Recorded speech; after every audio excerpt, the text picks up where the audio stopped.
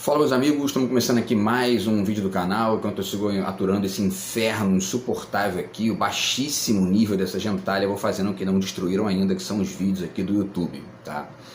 No vídeo de hoje eu trago para vocês um tema que eu já tenho falado aí em alguns vídeos, né, anteriores, que eu ia fazer um vídeo sobre isso, né, e aos pouquinhos vou citando essa questão e tal, e hoje decidi fazer esse vídeo aqui, elaborando uma sequência aqui para falar sobre essa questão da complexidade, né? Então vamos partir dessa frase aí: somos todos complexos, e depois tentar responder essa pergunta: mas quem são os anticomplexos do mundo atual? Tá? Então vou explicar para vocês o que eu entendo aí por essa complexidade, em diálogo com o Edgar Morin, etc e tal, mas acrescentando um outro elemento aqui para depois discutir a questão dos anticomplexos. Tá? Então é isso, tá, pessoal?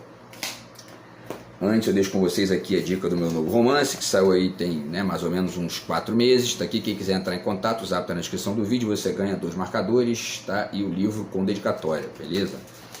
E também anuncio aí o livro de poemas para vocês, que saiu em 2023, tá? Mas segue aqui comigo.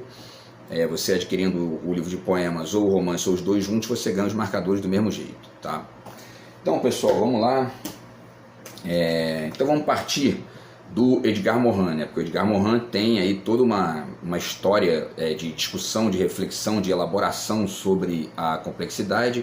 O Edgar Morin está vivo ainda, né? Está com 103 anos, está vivo aí, produzindo, dando entrevistas e tal, sensacional aí a figura do Morin. E tem 3 livros dele aqui que eu vou citar, eu tenho até mais aqui, né? Mas eu vou citar 3 livros dele que são bacanas nesse sentido, e citar 2 ou 3 frases dele aqui que ajudam a entender o que eu vou sugerir aqui no vídeo de hoje, tá? Como uma espécie de síntese, enfim, né? Conjuntural aqui do que eu tenho discutido em vários vídeos aqui com vocês desde o ano passado. Então esse aqui é os 7 saberes necessários à educação do futuro, tá? Já é um livro que não é exatamente novo, né? Esse livro aqui é do ano 2000, se não me engano, 2002, né? Ele chegou aqui no Brasil em 2002, tá? E aí o Edgar Morin fala aqui, né? Tem nas páginas 54 a 61, tem um trecho bem interessante dele no qual ele fala sobre a questão do circuito indivíduo-sociedade, né? E ele vai dizer aqui que as interações na 54, né, as interações entre os indivíduos produzem a sociedade, que testemunha o surgimento da cultura e que retroage sobre os indivíduos pela cultura. É essa relação aí de conexão, né, essa relação mesmo entre o individual, o pessoal e o social, cultural, tá? E aí vocês vão ver que parte dessa galera que vive numa lógica de anticomplexidade ou ignora um ponto, ou ignora o outro, ou ignora vários elementos de dos pontos da complexidade e tudo mais, tá? E aí, bom, ele diz, né, não se pode tornar o indivíduo absoluto e fazer dele o fim supremo desse circuito. Tampouco se pode fazê-lo com a sociedade ou a espécie. Então, quer dizer, quem torna o indivíduo absoluto são os neoliberais, os capitalistas, né, enfim, etc e tal. Quem torna, né, o social absoluto são os comunistas extremos, né, aquela galera que só entende que o social é a única coisa que existe, etc e tal. E tem também aquela galerinha que considera a espécie, né, digamos, né, o núcleo absoluto ali da coisa. No caso, acaba virando aquelas pessoas que desconsideram completamente o meio ambiente, ou no limite esses neoidentitáriozinhos aí mais extremos que ficam dizendo que tem uma espécie melhor do que a outra dentro da própria espécie humana, né? Enfim. E aí ele diz aqui, né, cada um desses termos é ao mesmo tempo meio e fim. É a cultura e a sociedade que garantem a realização dos indivíduos, e são as interações entre os indivíduos que permitem a perpetuação da cultura e a auto-organização da sociedade, tá? E depois ele fala um negócio aqui, antes de chegar no Unitas Multiplex, né, que é uma questão que eu já até debati com vocês aqui em alguns vídeos anteriores. Ele diz: a complexidade humana não poderia ser compreendida dissociada dos elementos que a constituem. Todo desenvolvimento verdadeiramente humano significa o desenvolvimento conjunto das autonomias individuais, das participações comunitárias e do sentimento de pertencer à espécie humana, que é essa ideia basicamente do somos todos complexos, né? que é uma tentativa de sugerir uma lógica de pertencimento, enfim, generalizada, ou, enfim, a mais ampla possível, e que permita, enfim, ponderar ali algo que todo mundo se enxergue naquilo, ou todo mundo dialogue com aquilo de maneira, enfim, interessante aí. Tá? E aí ele passa para a questão do Unitas Multiplex, né? Fala da unidade e da diversidade humana, que também compõe essa questão da complexidade, e diz, né? Cabe à educação do futuro cuidar para que a ideia de unidade da espécie humana, a ideia de unidade, não apague a ideia de diversidade e que a da sua diversidade não apague a da unidade. Vocês vão ver que parte também dessa galerinha anticomplexa é uma galerinha que ou acreditam que a diversidade acabou com a unidade, ou que a unidade acaba com a diversidade, né? São os conservadores e os neoidentitários, tá? E ele diz aqui que compreender o humano é compreender a sua unidade na diversidade, sua diversidade na unidade. É preciso conceber a unidade do múltiplo e a multiplicidade do uno, né? Isso aqui também é muito importante. E essas perspectivas anticomplexas não entendem isso, né? Ele diz então que a própria singularidade anatômica e fisiológica e tal, né, do ser humano, então há uma unidade barra diversidade cerebral, mental, afetiva, intelectual, subjetiva. Todo ser humano carrega de modo cerebral, mental, afetivo, intelectual, subjetivo os caracteres fundamentalmente comuns e ao mesmo tempo possui as próprias singularidades cerebrais, mentais, afetivas, intelectuais e subjetivas, né? Quer dizer, então ele está o tempo todo trabalhando com essa ideia da conexão entre o individual e o coletivo, a unidade e o diverso, né? E esse é o caminho, né, para a gente ampliar aí a visão de mundo e não ficar preso em um elemento específico da complexidade.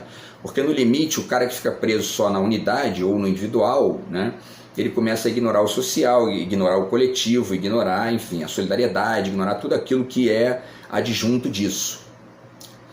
E ao mesmo tempo a galera que fica muito presa no social, no coletivo, etc e tal, começa a ignorar o individual e acaba, enfim, né, ou descamba para uma espécie de perspectiva ditatorial da igualdade, né, que é o problema de uma parcela significativa de uma certa visão comunista, né, ou minimamente fica defendendo uma lógica comunitária ingênua que não chega e não atinge, né, a perspectiva da maioria das pessoas que também comportam esse lado individual aqui, né?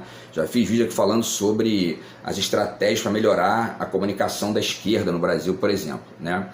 Porque tem um detalhe também, né? Ainda que todo mundo seja complexo e todo mundo carregue cada um desses elementos aqui, em um determinado contexto, você precisa às vezes escolher, né, defender um desses elementos mais do que outro num contexto específico para que a complexidade caminhe para avançar mais e não, né, defender o outro, que às vezes tem um outro elemento que num certo contexto acaba gerando uma lógica ali de atraso, de retrocesso, de, enfim, né, no caso da sociedade, de pobreza, de fome, etc e tal, tá? Bom, o que mais, pessoal? Então, só para finalizar aqui, aí ele diz aqui, né, na 57, tá? Mais dois trechinhos aqui para a gente acabar. Ele diz na 57 o seguinte, né? Os que veem a diversidade das culturas tendem a minimizar ou a ocultar a unidade humana. É o caso, nitidamente, dos ingênuos múltiplos, seja os da globalização, seja os da identidade, né?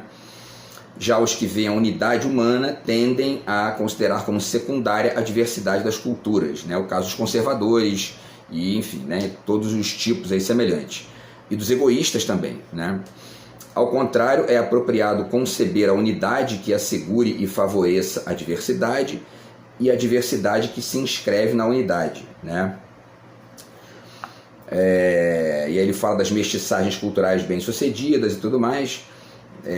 E aí finaliza aqui dizendo que o ser humano é ao mesmo tempo singular e múltiplo, tá? Na página 57 lá embaixo. O ser humano é ao mesmo tempo singular e múltiplo, tá? Essa é a perspectiva do Morin aqui. E aí depois ele vai falar do Homo sapiens, e aí chega numa expressão que ele criou, que é o Homo complexus, tá? Em nenhum momento aqui ele cita discussão de ontologia, discutir isso no nível ontológico e dividir o ser humano em espécies diferentes. Em nenhum momento ele faz isso, tá? A discussão dele é uma discussão de conhecimento, de percepção, de conhecimento mesmo, né? Que é um dos temas principais dele, e ao mesmo tempo de política também, de cultura, enfim, né? de educação, né? Esse livro aqui fala sobre isso. E aí ele finaliza aqui dizendo duas coisas, tá? Ele diz que a dialógica Sapiens Demens ele chama de demens essa lógica, né, daquilo que se chama de loucura ou de sair do normal, né, do padrão e tal. Ele diz: a dialógica Sapiens Demens foi criadora e também destruidora. O pensamento, a ciência, as artes foram irrigadas pelas forças profundas da afetividade, dos sonhos, angústias, desejos, medos e esperanças. Nas criações humanas há sempre uma dupla pilotagem Sapiens Demens. Demens inibiu, mas também favoreceu Sapiens. E aí cita Platão e tal. E finaliza dizendo que a possibilidade do gênio decorre de que o ser humano não é completamente prisioneiro do real, ele chama de real, né? Da lógica, do código genético, da cultura e da sociedade. A pesquisa, a descoberta avançam no vácuo da incerteza e da incapacidade de decidir. O gênio brota na brecha do incontrolável, justamente onde a loucura ronda. A criação brota da união entre as profundezas obscuras afetivas e a chama viva da consciência. E aí, por último, aqui para a gente finalizar mesmo, partir aqui para a questão, né, do vídeo, ele diz: por isso, a educação deveria mostrar e ilustrar o destino multifacetado do humano. O destino da espécie humana, o destino individual, o destino social, o destino histórico, todos entrelaçados e inseparáveis. Assim, uma das vocações essenciais da educação do futuro será o exame e o estudo da complexidade humana. E aí, uma das sugestões que eu faço aqui é a gente, porque quando ele fala do destino multifacetado, né, é tentar trabalhar a ideia do multifacetado como uma parcela do complexo e não como um sinônimo, né? Por quê? Porque a maioria esmagadora das pessoas confunde isso, confunde complexo com múltiplo, né? E aí acaba ignorando justamente essa lógica que ele cita aqui na página 57, que é o fato de que o ser humano é ao mesmo tempo singular e múltiplo, né? Essa singularidade se perde na perspectiva daqueles que trabalham o múltiplo como, digamos, né, o termo protagonista da questão e ignoram a complexidade, trabalham a complexidade ali como um sinônimo de múltiplo, e ela não é um sinônimo de múltiplo, certo? Bom, e aí, pessoal, ainda cito aqui dois livros do Mohan, tá? Esse aqui que é uma introdução ao pensamento complexo, beleza?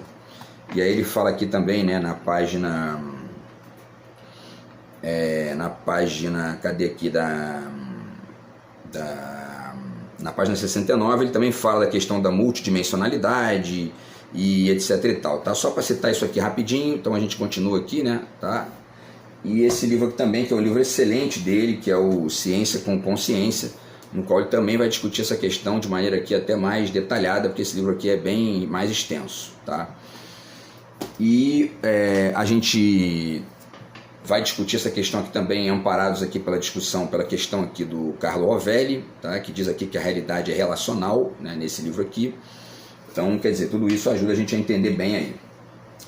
Então, vamos pensar essa questão aqui da complexidade, né? Eu desenhei aqui uma espécie de célula, digamos, né? É um termo aqui que obviamente que pode ser alterado, pode ser deslocado para outras formas, para outras perspectivas, mas é uma espécie de célula com 5 elementos e uma porosidade, tá? Então, como é a célula normal, né, do organismo humano e tal, que ela tem ali digamos, ela é aberta à conexão com outras células e tal, tá? E aí essa célula teria então 5 características, 5 componentes, né? O múltiplo, o a diferença, a singularidade, né, e o não, e teria essa porosidade que, para além da questão das trocas, né, com outras células, nessa porosidade está contida também a questão do mistério de cada um, né? E aí quando você pensa, por exemplo, né, se a gente for considerar a mente, fazer aqui uma certa metáfora, né, da mente conectando com o organismo, a gente pode entender que esse mistério ele é uma espécie de, enfim, né, de de desconhecido que está o tempo todo flutuando entre as células e vai ali acrescentando elementos, modificando conexões, etc. e tal, né? Tudo isso é ignorado pela galera do múltiplo, porque como eles trabalham com a ideia do múltiplo sem esse elemento, eles começam a achar, no limite, acabam achando tudo é igual, né? E começam a ignorar esse problema do mistério, da questão ali do desconhecido que está em todos nós, tá? E aí, né, retomando o Morin, né, vamos sempre citar aqui essa frase do Morin, porque ela está direcionando aqui a reflexão desse vídeo, tá? Ele diz aqui então na página 57, né, o ser humano é ao mesmo tempo singular e múltiplo, né? Então vamos pensar então nessa ideia dele, né? Vamos pensar num nível social e num nível individual, né, para a gente poder desenhar aí as parcelas dessa complexidade. No nível social, então, né, existe todas as coletividades, o bairro, a cidade, o país, o continente, etc. e tal. Por exemplo, um país, no caso o Brasil, né, que tem todos esses elementos aqui, né, tem a multiplicidade, tem o um, tem a diferença, tem a singularidade, o não e o mistério, né? O mistério seria essa, né, essa fronteira porosa dessa célula, digamos, que é o Brasil, tá? E aí muita gente acaba preso num elemento só, esquece os outros, né? E aí ou vira neoliberal, ou vira um patriota, né, das antigas, que não entende as complexidades mais amplas e tal, não entende as multiplicidades e nem a diversidade, tá? Então, e aí existe um múltiplo interno, né, do Brasil, que seria Portugal, os indígenas, os negros, os demais imigrantes e toda a porosidade envolvida nisso e tudo mais, e também alguns outros elementos, vários outros elementos conectados, né, com cada um desses 5 aqui, né, que tem vários digamos, né, submanifestações disso, subtópicos disso e tudo mais, tá? E a gente teria o múltiplo externo, né, do Brasil, que seriam as relações bilaterais, o Mercosul, ONU, Unasul, Unesco, OMC, OMS, que é a Organização Mundial do Comércio, a Organização Mundial da Saúde, os tratados bilaterais, agendas, G20, BRICS, internet, trocas culturais, etc, etc, etc. Então tudo isso também existe, né? Tá aqui o livro do Stuart Hall, tá, que fala dessas trocas culturais aí, tá aí de uma série de outras coisas aqui. E também não cai nessa de achar que o múltiplo superou o 1, nem que o 1 superou o múltiplo. Ele diz aqui no final, né, que a globalização não está gerando, não parece estar produzindo nem o triunfo do global, nem a persistência em sua velha forma nacionalista do local. É uma complexidade, né? É uma forma nova aí de entender o mundo e a gente tem que dialogar com ela. O que mais? No caso, então, a diferença, né, que é o terceiro elemento, tá? Então, por exemplo, né, nós não somos argentinos, não somos estadunidenses, não somos australianos e etc e tal. Isso não somos no sentido estrito, né? E aí a gente acaba se conectando com isso a partir das trocas culturais para, enfim, puxar elementos e ampliar nossa complexidade com elementos dos australianos, dos franceses, etc e tal. Mas nós não somos estrito sensu franceses nem australianos. Recentemente fiz um vídeo aqui falando sobre a questão lá dos exilionistas, né, que é uma menina aí que defende isso. Agora, há que se entender que eu estou desenhando essa diferença aqui no nível social. No nível social, ela não é estadunidense. No nível social, ela é brasileira. Mesmo que ela não enxergue essa complexidade. Então, se ela entende que ela é estadunidense no nível pessoal e no nível social, morando no Brasil, ela é uma figura anticomplexa, né? Ela está nessa perspectiva anticomplexa, digamos, né? No seu olhar ali sobre a questão, porque ela vive no Brasil, ela não tem como fugir disso, né? Bom, o que mais? Então entender isso ajuda a ficar esperto, dentre outras coisas, com esses problemas, né? Mas também com, por exemplo, com a ideia do complexo de Double Doodle, né? Porque você começa a acreditar que eu sou estadunidense, eu não sou brasileiro, né?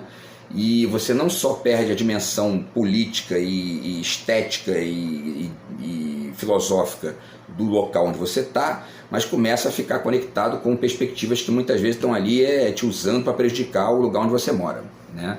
Importante também ponderar isso aí. O que mais? E no limite também entender isso aqui ajuda, ou seja, entender o que? A diferença que a gente tem para outros lugares, né? ajuda a entender também o básico da identificação interna com o outro local, o outro brasileiro, né? Vamos lá, o próximo elemento é a singularidade, né? Então a singularidade é tudo aquilo que é nosso, do Brasil, né? Na questão do social, e que não dá para comparar com outro povo, né? Então, quer dizer, tem muito isso, né? Que eu tenho visto vídeos aqui de pessoas de fora que vêm, né, visitar o Brasil, vêm morar no Brasil.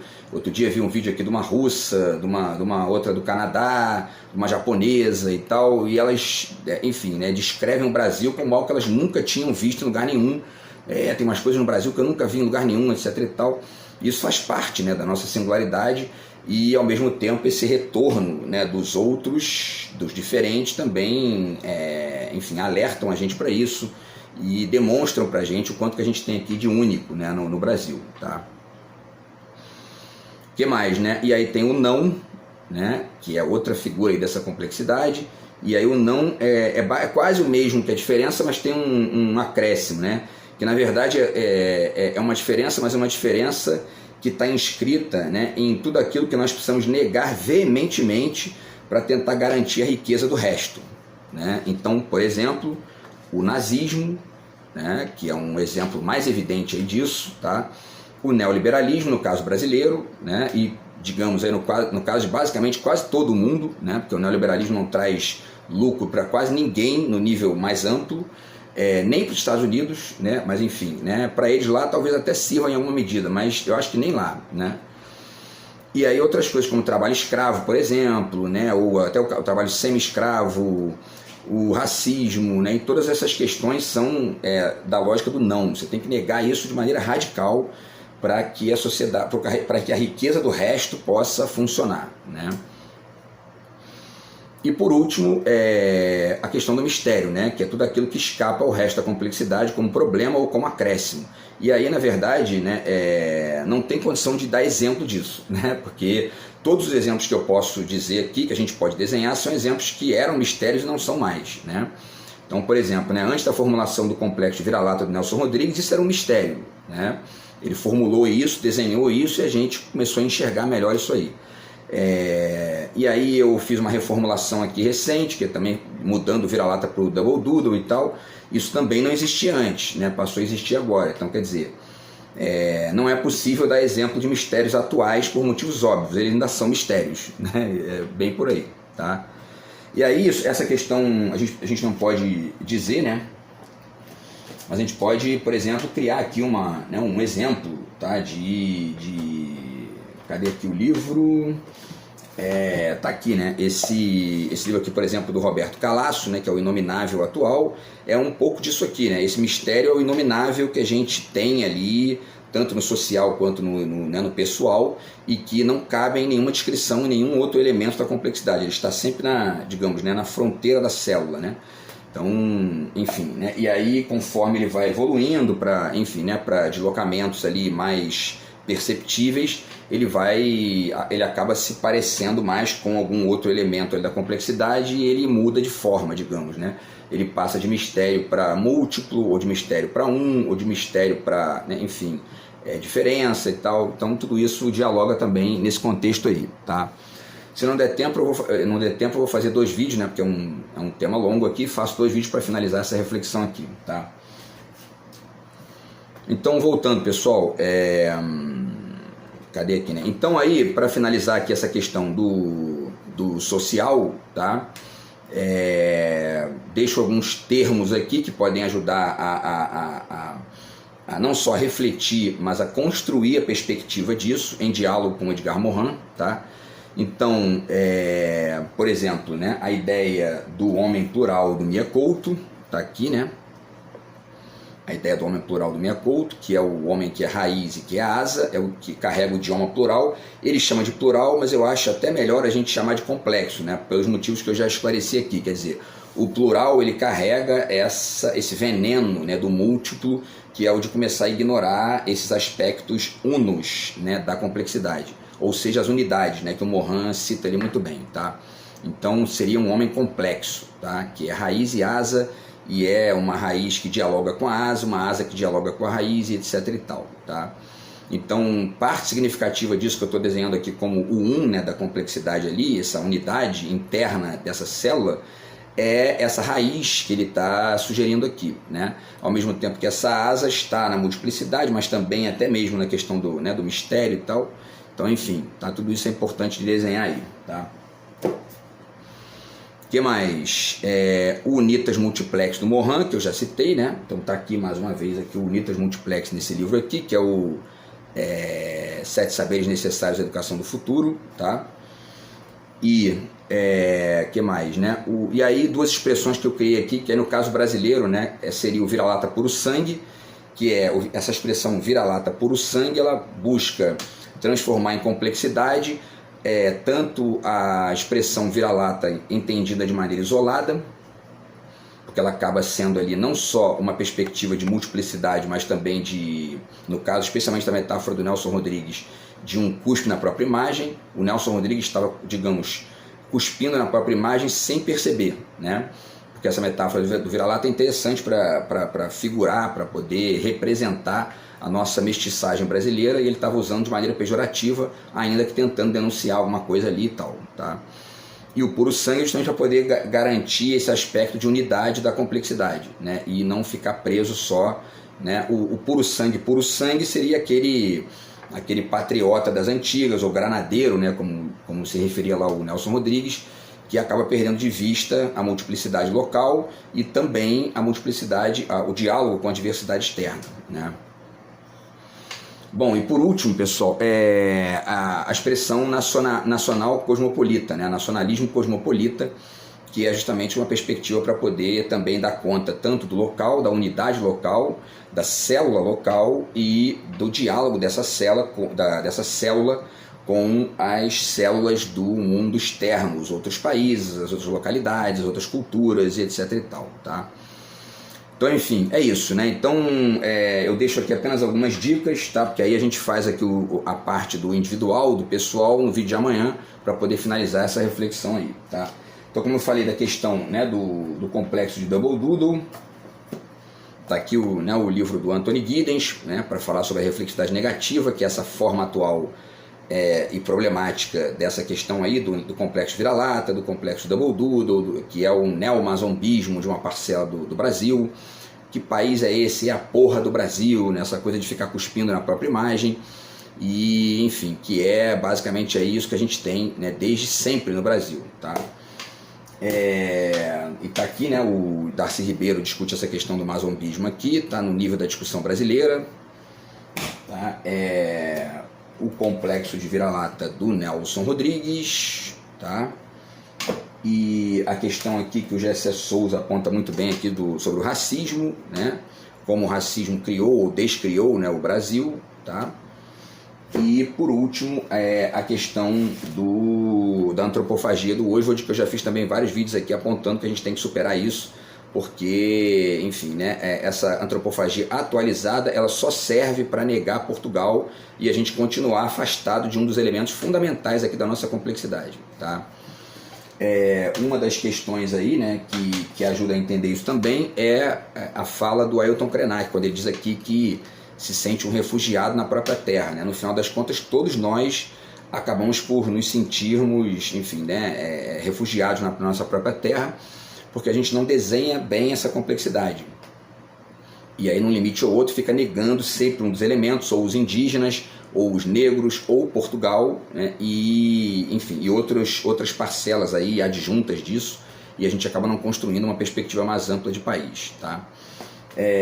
E por último, deixo aqui, né, as duas últimas dicas para a gente deixar o restante para amanhã, tá? O livro do Adorno, né, Educação e Emancipação, tem um texto aqui chamado Educação após Auschwitz, e eu comecei a escrever um livro, né, Educação após Bolsonaro, que eu quero terminar esse ano, se possível, se eu conseguir me livrar desse inferno.